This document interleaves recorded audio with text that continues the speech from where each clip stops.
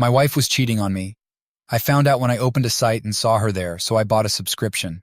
I don't normally spend time on adult platforms, but one random night in August, I not only browsed through one, but also ended up paying for their premium membership. I figured 85 wasn't too steep.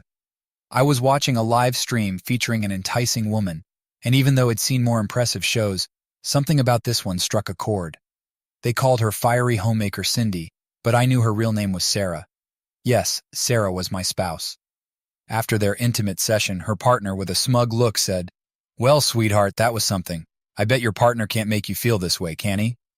Sarah, keeping her cool, shot back, "Well, Tony, it was fun, but no one sets me on fire like my husband. I've been with a few men, but none of them make me as happy as he does. You're good, but he's incredible, so keep trying." She gave him a sly smile. Puzzled, Tony asked, "If he's so great, why are you here cheating on him?" Sarah's smile didn't waver as she replied, "I didn't plan this, but I enjoy the thrill. I'm glad you're part of it. Plus, I can get away with it, and hell never find out. I love my husband with all my heart. It makes me appreciate him even more. That 85 was worth every penny because I found out what my wife was up to without needing to hire private detectives." You might be curious how I ended up on that site in the first place. It's a fair question, and the truth is, it was just a strange stroke of luck. Not lucky that Sarah was with Tony, but lucky that I discovered her cheating. Sarah and I have been married for over 9 years. We first met as kids in elementary school in a small town in northern Indiana. She lived in town, and I lived in the countryside. Her dad owned the largest grain elevator around, and my dad ran the biggest grain farm. Naturally, since our parents did business together, we met, went to school together, and became friends. I won't bore you with tales of childhood crushes or college romances. We both dated other people over the years. We hadn't been exclusive. But deep down, I think we always knew we were meant to be together. I was her first, but we both had others along the way. It was during our junior year at Purdue University that we decided to be exclusive. A year and a half later, just after graduation, we got married. We both earned degrees in business administration. Life was great, or so I thought, until that August night 3 years ago. Sarah's parents retired and moved to Miami, Florida. Sarah, her sister Lisa, and her brothers Jack and Matt bought 49 of the grain business from their dad. He wanted to keep control for a while to support their growth financially, but eventually, he let them own it outright. Lisa is married to a friend of mine, Ryan Anderson, another grain farmer. He manages a farm just slightly smaller than mine. We live nearby and often hang out together. Jack and Matt run the grain business while Sarah handles the finances. Lisa works there too, dealing with customers and managing grain sales. It's a real family operation with a few extra employees for trucking and grain handling, hired part-time during peak seasons. That's enough backstory. Let's get into how I caught my wife with another man online, and what happened next. The Mitchell siblings worked hard to finalize the deal for the grain business. I wasn't heavily involved, but I knew they had to put in a lot of effort. They had meetings with banks, the Indiana Department of Agriculture, insurers, and more. They were exhausted by the end. Fortunately, this was all during winter, their slow season. For me, it was post-harvest, so I didn't need Sarah's help on the farm as much as during planting or harvesting. She didn't do farm work, but managing 1,800 acres of corn and soybeans kept me busy, and I relied on her for errands and various tasks. Since things weren't hectic, Sarah and Lisa decided to take a few days off at a spa to relax. They booked a 3-night getaway and came back refreshed. They liked it so much, they planned another spa weekend in August, once planting was over. It was during this trip that I stumbled upon the online video. Michael Blake, an agent from the Indiana Department of Agriculture in our county, stopped by during a routine visit. Sarah and I had known Michael since college, and when he asked about her, I mentioned she was at a spa. Michael gave me a strange look and hinted that something shady was going on there. He mentioned a cousin who worked there as a masseuse and had heard scandalous stories about the place. He suggested I check it out online. I enjoy browsing the internet, so that evening, I decided to dig around and eventually found the spa. It didn't take long to find the live feed, and then the show began. I could recount the events of that night, but what's the point? I went through a storm of emotions, hurt, tears, anger, and depression, all the typical reactions of a man discovering his wife's betrayal. Soon I found out this wasn't her first time cheating because the spa had an archive section. With my premium membership, I accessed videos from their previous 2 visits and from the 2 recent nights Sarah and Lisa had been there. For an extra $30 per video, I downloaded 8 videos, costing me $240 on top of the original $85. With 325 total, I had all the evidence I needed to file for divorce. I just hadn't figured out my plan yet, but I knew I had to act fast. I wasn't going to wait a month, 2 weeks, or even a week. The sooner we separated, the better. I had video proof of her being intimate with another man at least 8 times. In fact, she had been with 2 different men, Tony and Steve, in the videos I downloaded. I didn't know, and frankly didn't care if there had been more than 2 was more than enough. I made several DVD copies of the videos and stored them securely. When my father built our house, he installed a wall safe behind a hidden panel in the office of his built-in bookcase. Once the copies were safely hidden, I deleted all references to the spa from my computer and erased the original files. Aside from the DVD copies, there was no longer a trace of the evidence. With everything sorted, I picked up my phone and sent a text to Sarah. Sarah, this is Alex. I know exactly what you're doing at the spa, and I have evidence to prove it. Don't bother returning to the house. This house is no longer your home, and soon I won't be your husband. We're done. My lawyer will contact you in the next few days.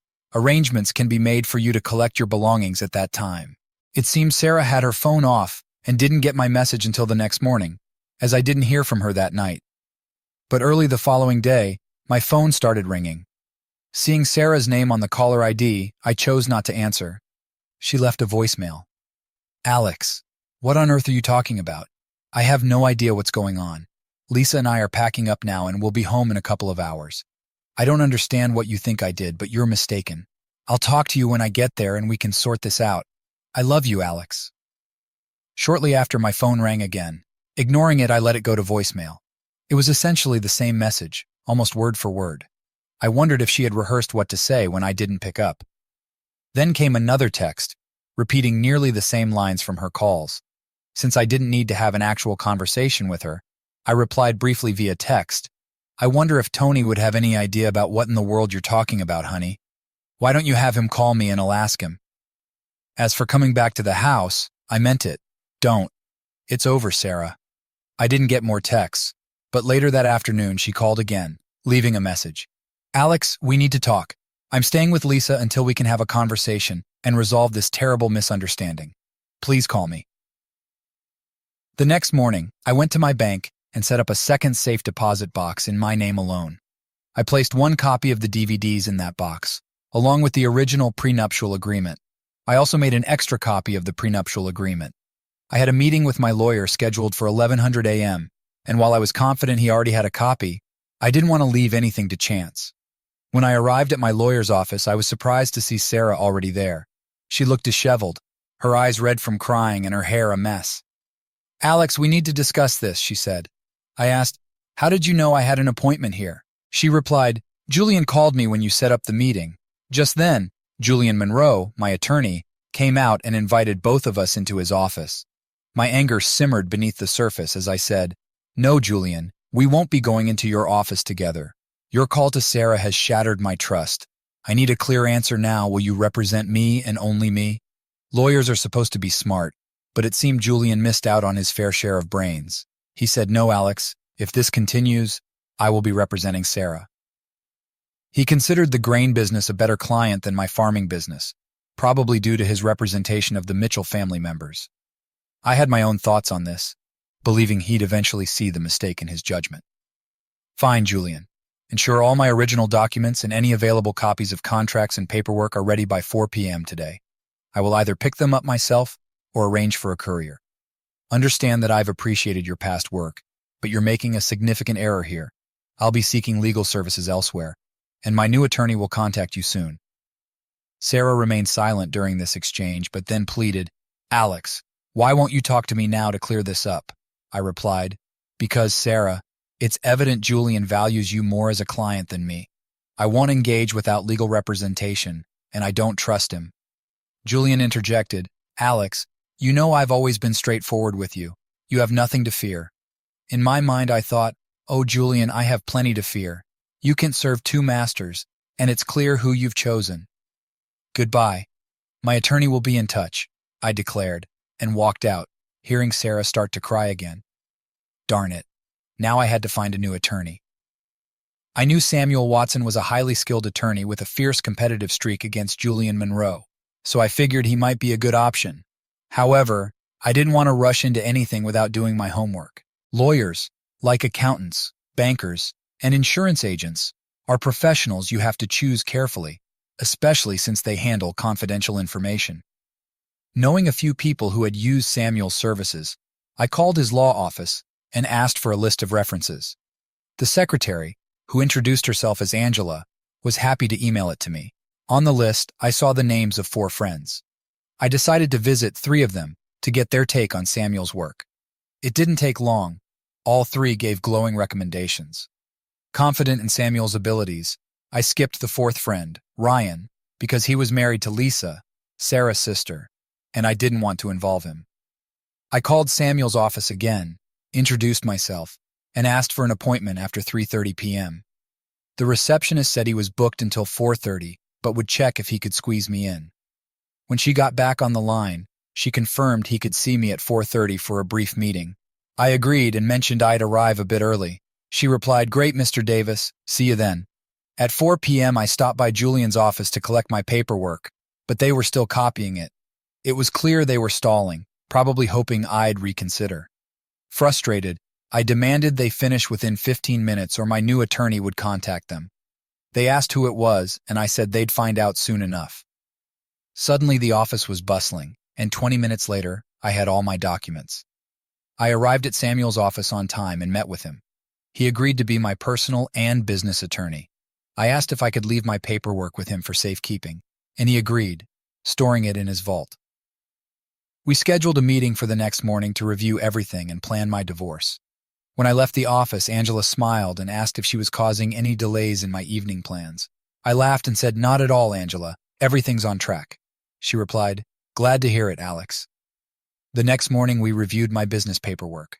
I can't discuss specifics due to attorney-client privilege, but Samuel said everything looked in order. We paused for lunch, and Samuel and Angela invited me to join them at a local diner. I agreed, needing to stop by the bank afterward. Lunch was pleasant, and I learned more about them. They'd been married for 12 years and had 2 young daughters. They showed me pictures of their charming girls who clearly took after their mom with their beautiful smiles. The lunch was good for me, helping ease into the new attorney-client relationship. However, it also reminded me of what I'd lost. Samuel and Angela's dynamic was a painful reminder of how things had been with Sarah. I felt sad and teared up a couple of times. Samuel didn't seem to notice, but Angela did, and I saw concern on her face. After lunch, I went to the bank to secure my assets and got a $6,000 check made out to Samuel Watson Law Offices as a retainer. Samuel hadn't asked for it yet, but I thought it was a good gesture. Returning to the office, I was ready to continue. Angela informed me Samuel was on a call and led me to a small conference room. She asked if I wanted coffee, and I declined.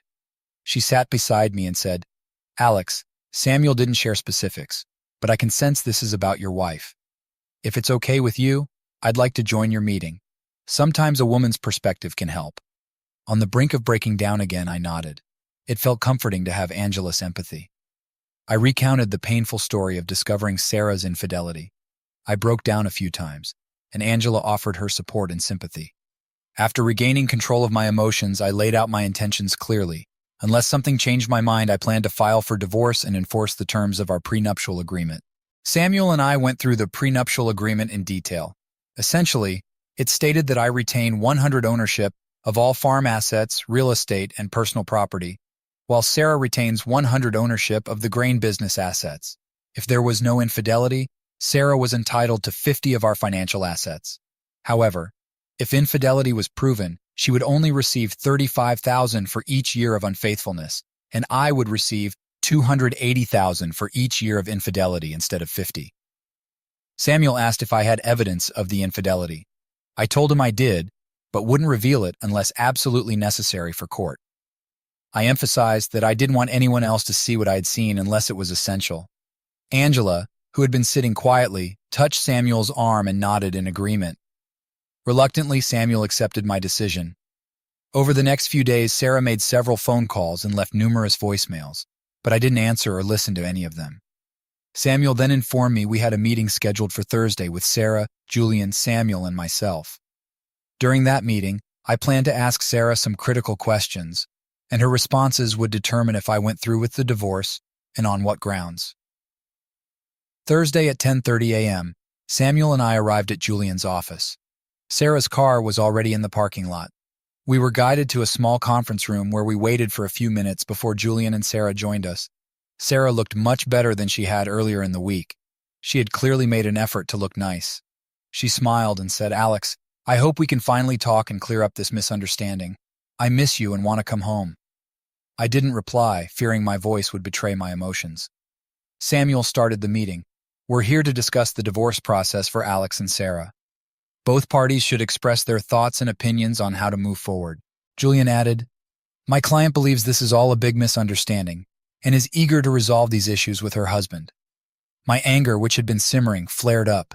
It helped me control my emotions, making it easier to handle the hurt and disappointment I felt towards Sarah. "That works for me, Julian," I said.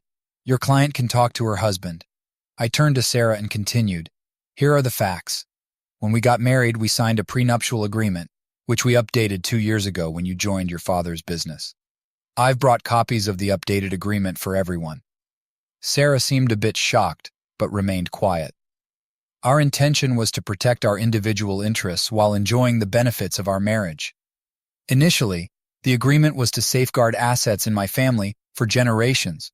When you joined your father's business, it was also to protect your family's assets. In case of a divorce, the agreement is clear. I keep 100 of my family's assets, and you keep 100 of your family's assets. Any debts related to these assets belong to the respective business. Personal belongings like clothing, jewelry, and your car are yours, and mine are mine. Household personal property is divided equally. Farm property like grain bins and machinery remains entirely mine. I paused before addressing the financial division. In a divorce, you would get 50 of our assets if there was no infidelity. However, if infidelity is involved, the terms change.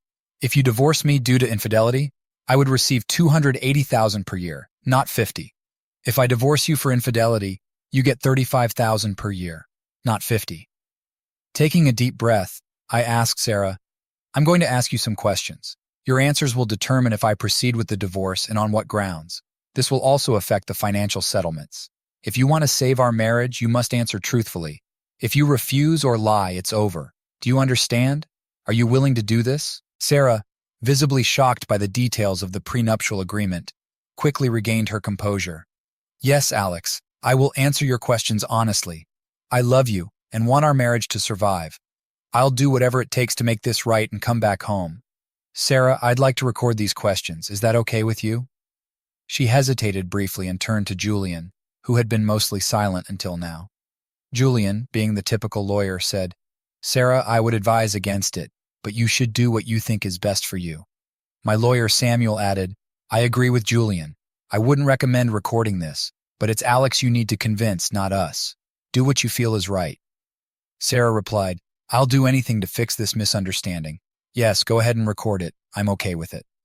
Samuel and I set up a tape recorder on the table to capture everything.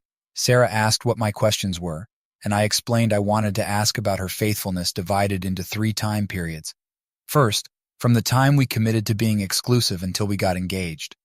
I asked if she had been faithful during that time. Sarah smiled and said she had been, but I pointed out her lie, marking it as lie number 1. Her smile vanished. I told her I nearly walked out right then but decided to stay.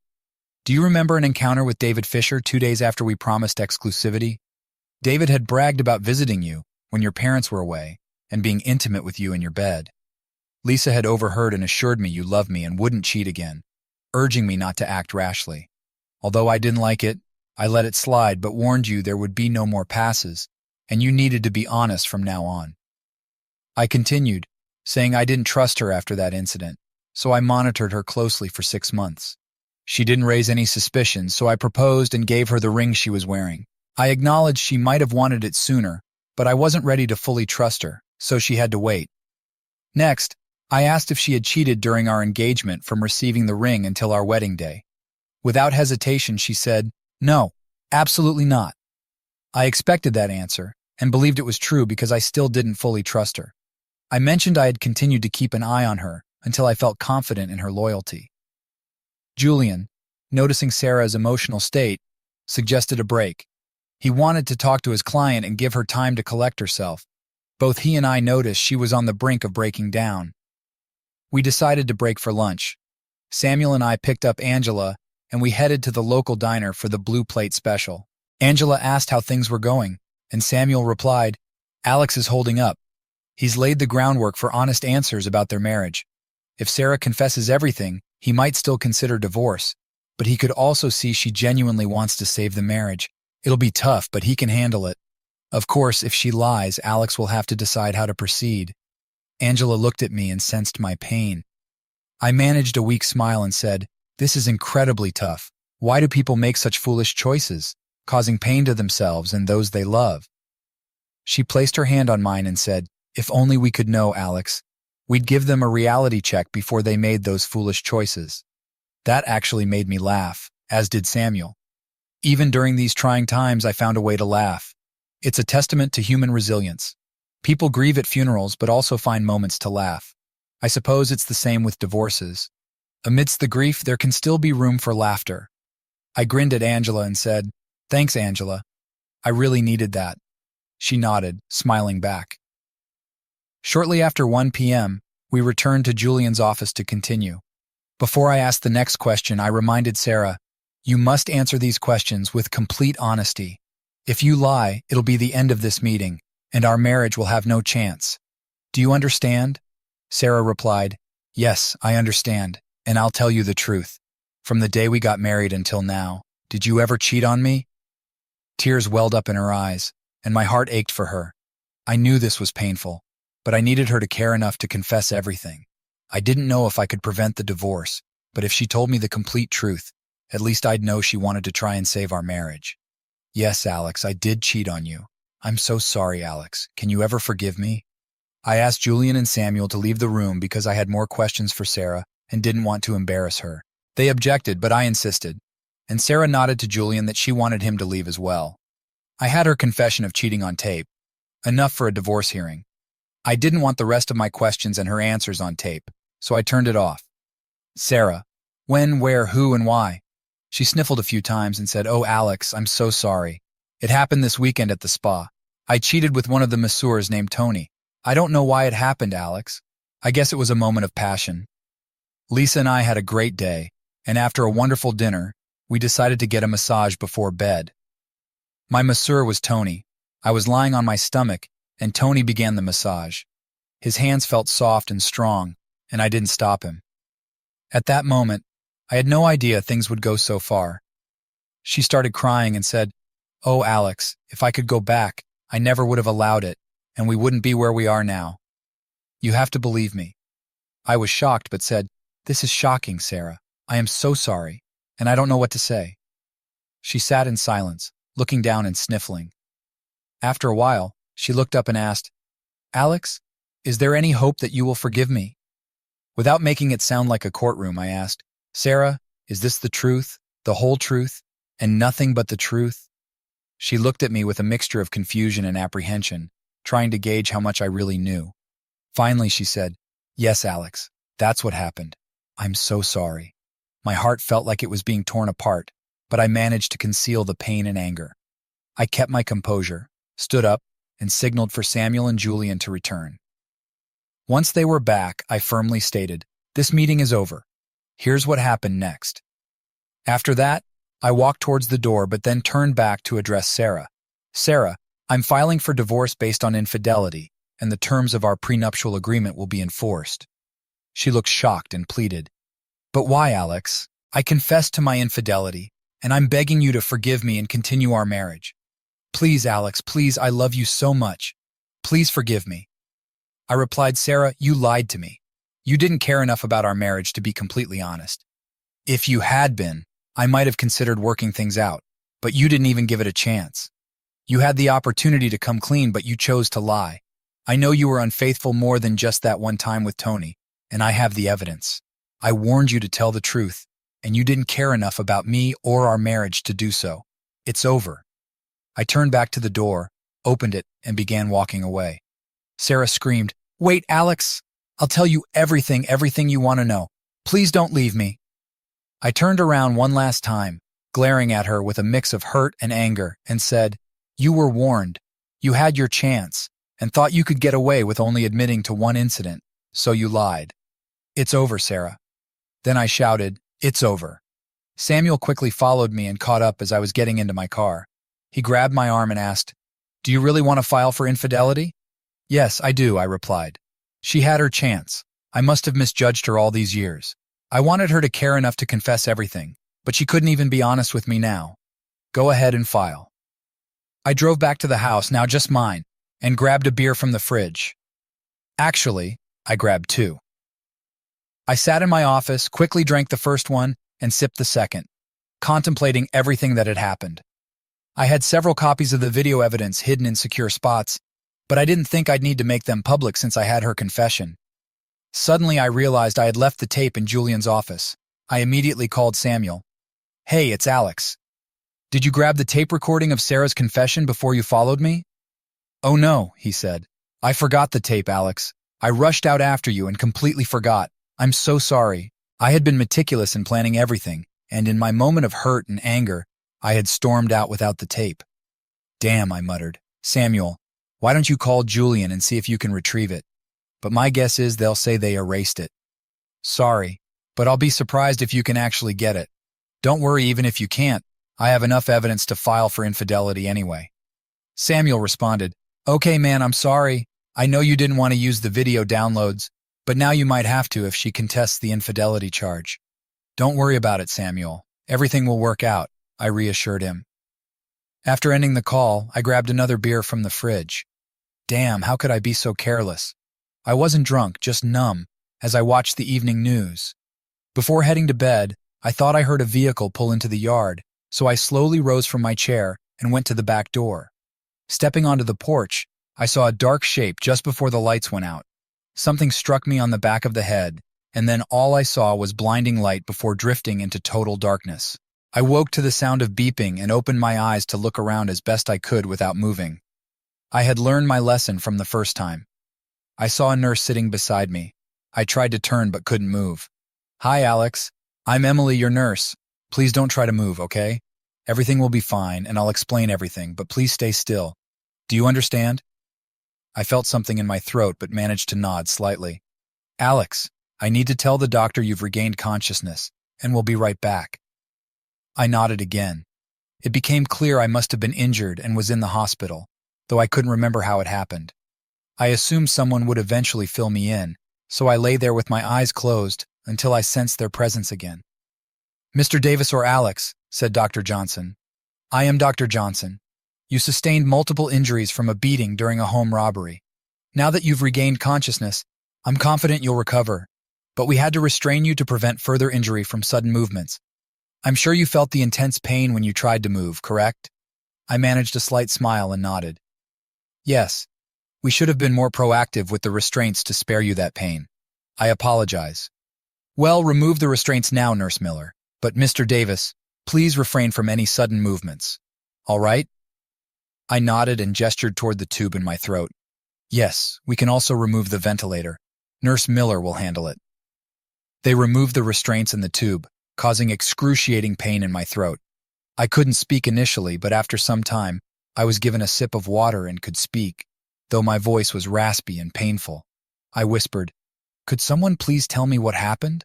Dr. Johnson explained, "Alex, it's 7 a.m. You've just regained consciousness and been taken off the ventilator. Your throat will be sore for a while, so for now, just rest. Nurse Miller will stay with you, and once you've had some time to recover, we'll contact the police so they can talk to you. They can provide all the details of what happened." Dr. Johnson explained medically, "You have a few injuries. The EMTs arrived in time to revive you, and we were able to reinflate your lung. To put it plainly, you've been assaulted. We'll monitor you closely for a few more days, and then you should be ready to go home." I spent the rest of the day resting with Nurse Miller Emily by my side. By late afternoon, I managed to sit up with significant assistance and use the restroom. Emily and I had a chance to chat, and I learned she was a schoolmate from a few years behind me. She was known as Emily Thomas back then, but had married Tom Miller and had a 3-year-old daughter named Emma. Similar to Sarah, Tom had been unfaithful, leading to their divorce. I shared what had been happening with Sarah, and naturally, she was very understanding. The following morning, 2 police detectives, David Brown and Mark Lee, arrived early to visit me. Before they started questioning, I asked them to explain what had happened. Detective Brown began, "It appears this was a robbery that led to an attack on you. We found a 2X4 on the porch with traces of your hair and blood on it. There were no fingerprints, so we assumed the attacker wore gloves. There were no signs of forced entry because you came out onto the porch and the door was already open."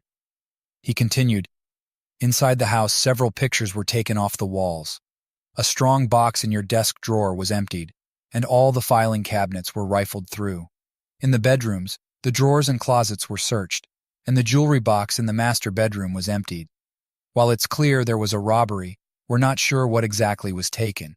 Detective Lee added, "Once you're able to return home, you'll need to assess what's missing. The doctor says it might be another 3 or 4 days before you can go home. At that point, we'll go through everything with you to update our reports." Detective Brown then asked, "What do you recall about the attack?" "Not much," I replied. "I'd had a couple of beers and was watching the evening news when I heard a vehicle pull into the yard. I got up to see what was happening, stepped onto the porch, and saw a shadowy figure just before the lights went out. I don't remember anything else until yesterday. I'm afraid I won't be much help in finding who did this." Detective Brown continued, "We need to ask a few more questions to aid our investigation." He inquired about my wife's whereabouts during the incident. I explained that my wife and I were separated and going through a divorce, so I didn't know where she was. He then asked if he could call me Alex, to which I agreed. He asked about the progress of our divorce and if there was significant conflict. I told him it wasn't going well as she was challenging the grounds for divorce. When he asked about the grounds, I said I was filing for infidelity, which would significantly lower her settlement, and she was disputing it. The detective commented that this gave her a motive. "Detective, I just can't believe she'd do anything to harm me," I said. He reassured me they would look into it closely. He asked if there were any other individuals who might want to harm me, or if I had disputes with neighbors, friends, family, or anyone else. I couldn't think of anyone. The detective then mentioned the need to inventory what was missing once I was able, and asked if there was any cash in the house, possibly in the strongbox, and if so, how much. He also asked if there were any valuable items like jewelry or artwork worth thousands of dollars. I told them, yes, there was some cash in the strongbox, about $7,000.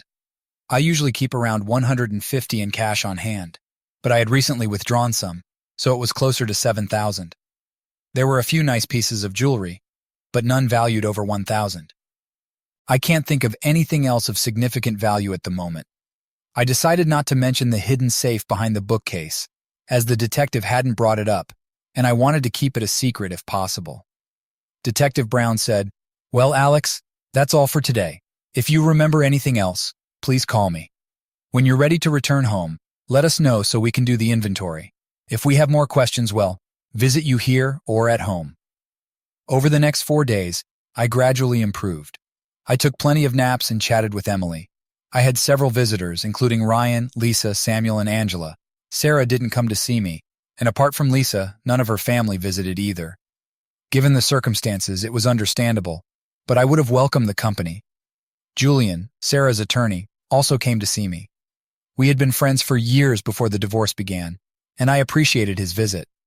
Everyone expressed sympathy for my injury and wished me a speedy recovery. Both Lisa and Angela kissed me on the cheek before leaving, and I saw tears in their eyes. I had a rough time during those 4 days. Even though I slept, I had unsettling dreams. Sometimes I'd wake up feeling panicked, with my heart racing and tears in my eyes.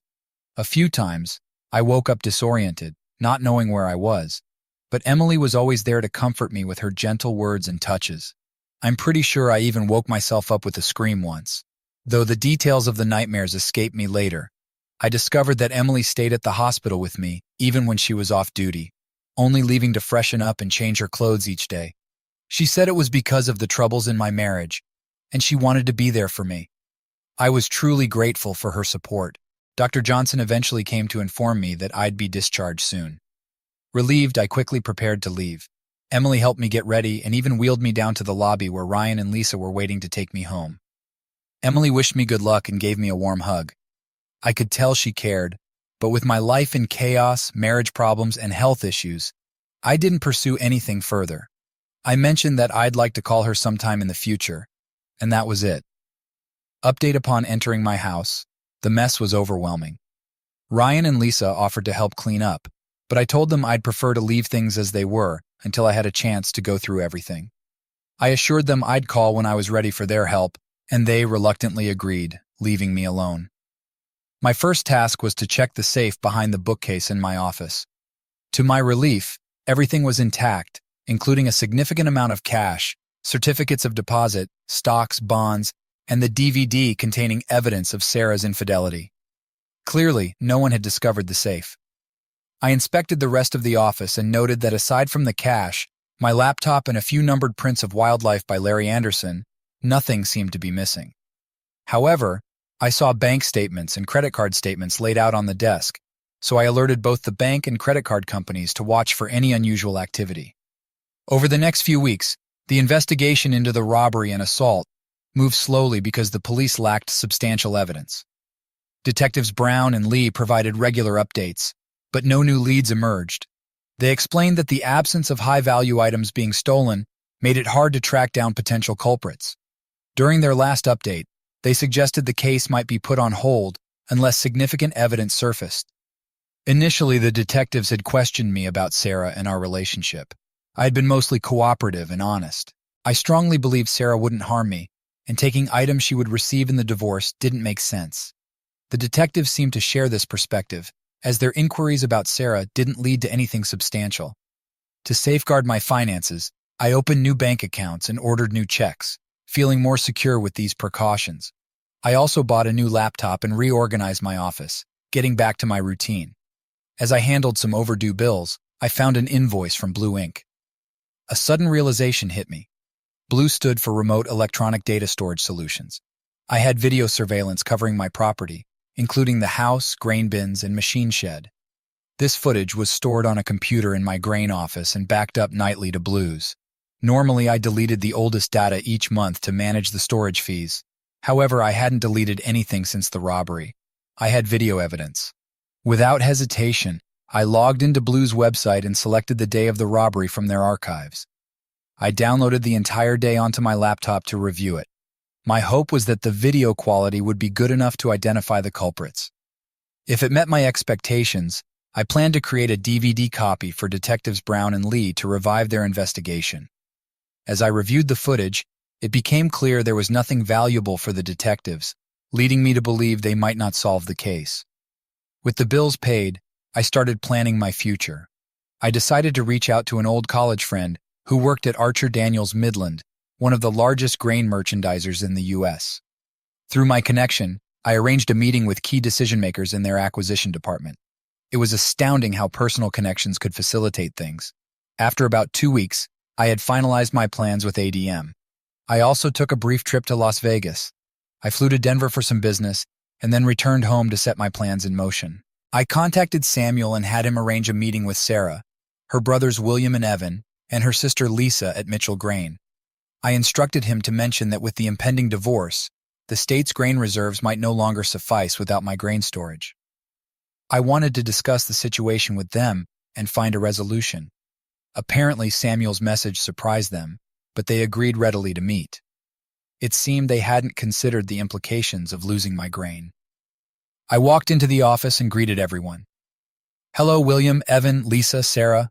I assume you understand why I felt we should sit down and resolve some issues." Will started to speak, but I raised my hand and said, "I initiated this meeting, so I suggest you all listen to what I have to say before making any comments. I genuinely believe it's in everyone's best interest." First, I addressed the divorce. "I apologize, Sarah." I placed the final draft of the divorce papers on the table in front of her. "Please sign these."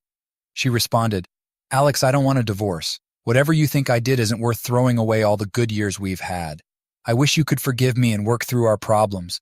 I certainly don't want to do this here in front of my brothers and sister." Sarah, we're going to conclude this now. There's no future for our marriage, and the sooner you sign these papers, the sooner we can both move on with our lives. She blushed and said, well, if you insist on divorcing me, I still plan to contest the infidelity issue. It's the least you can do for me. I knew she would play that card, and I was prepared. If you choose to fight me on the infidelity issue, Sarah, I'll have no choice but to present this DVD as evidence in court. I placed a copy of the DVD on the table alongside the divorce papers. In case you're wondering, it's a video showing all 8 times you cheated on me at the spa. Lisa's face turned bright red, glaring at Sarah with disbelief and disappointment. It's true, I confirmed. Sarah had affairs with Tony and Bradley. I have 8 videos of her with them, which should resolve the infidelity issue. I gave her an ultimatum: sign the divorce papers or face court proceedings, making it clear I was done playing games. William and Evan looked shocked, while Lisa quietly cried. Sarah eventually signed the papers, and I left her a copy, placing the rest in my briefcase. She appeared numb, her eyes filled with unshed tears, clearly shocked at the evidence I had. Moving on to the grain situation, I addressed the group, acknowledging their shock and assuring them I'd be brief despite the unfortunate news. Due to the divorce, you will no longer have the value of my stored grain included in your reserves, which puts you in violation of your grain license and loan agreements.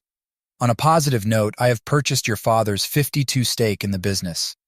Your agreement with him lacked a first right of refusal clause, making the purchase straightforward. He was aware of the company's need for my equity and believed I had evidence of Sarah's infidelity, making it an easy decision for him. Consequently, I am now the majority shareholder in Mitchell Grain Inc., and each of you owns 12, making you the minority with a 48% stake. I continued, I have negotiated a deal to sell my controlling interest in Mitchell Grain to ADM, a company constantly seeking promising grain operations. You have the option to sell your shares at the same price I negotiated, which I consider favorable. However, the downside is that the company is now owned by someone else, and the new owners will assess personnel to determine their contributions. The upside is that as part of my negotiations, each of you has a 1-year job guarantee. Work hard to prove your worth during that time. I also disclosed that I had sold my farm and Ryan's farm to ADM, with Ryan entering a long-term contract to manage both farms for them, given his excellent performance. The shock on their faces deepened, now mixed with anger. William, being the eldest and unofficial leader of the Mitchell family, was the first to voice his concerns. What on earth have you done, Alex? You've ruined this family business because my sister cheated on you. What kind of man are you? How did you convince my father to sell you his shares? What lies did you tell him? Let me clarify, William, I replied. Your father sold me his shares to keep you, Evan, and Sarah out of legal trouble. Instead of questioning the kind of man I am, you should be asking yourself what kind of people your siblings are. I placed a second DVD in the center of the table. This video will provide all the answers you seek about why this is happening.